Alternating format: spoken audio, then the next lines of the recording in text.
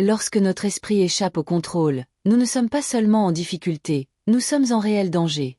C'est quelque chose de silencieux, d'insidieux, comme un gaz invisible.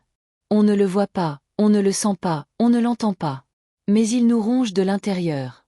La santé mentale prend des vies chaque jour. Et le plus cruel. Il y a encore ceux qui disent « j'étais faible ». Mais non. On n'est pas faible.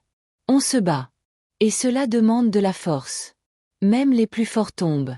Ceux qui étaient autrefois craints, célébrés, invincibles. Ce n'est pas quelque chose qui commence après une victoire ou une défaite. Souvent, c'est une guerre intérieure qui dure depuis toute une vie. Vous connaissez ce sentiment d'être laissé pour compte alors que tout le monde avance? C'est comme être coincé dans une pièce sombre, sans savoir pourquoi, et sans savoir comment en sortir.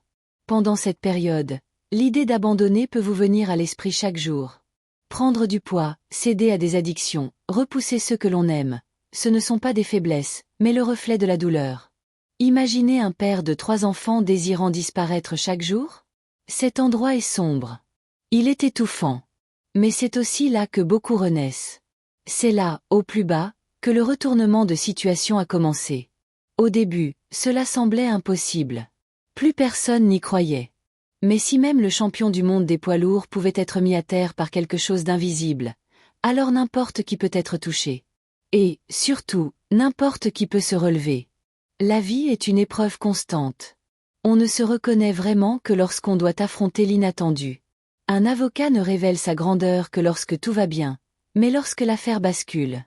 Un chirurgien se révèle lorsqu'il doit sauver un enfant, pas n'importe lequel, mais celui qu'il a à la maison avec des artères en sang et sans manuel pour le guider.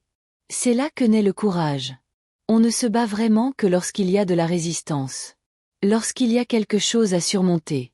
Vous avez peut-être déjà pensé à ne pas vous relever. Vous avez peut-être cru qu'il n'y avait aucune raison de le faire. Mais sachez ceci, vous n'êtes pas seul à penser ainsi. Ceux que vous admirez, ceux qui semblent inébranlables, ont aussi été à genoux. Ce qui définit l'histoire, cependant, n'est pas la chute. C'est le choix de se relever. Quelle que soit votre chute, la question sera toujours: serez-vous relevé? Oui, vous le pouvez.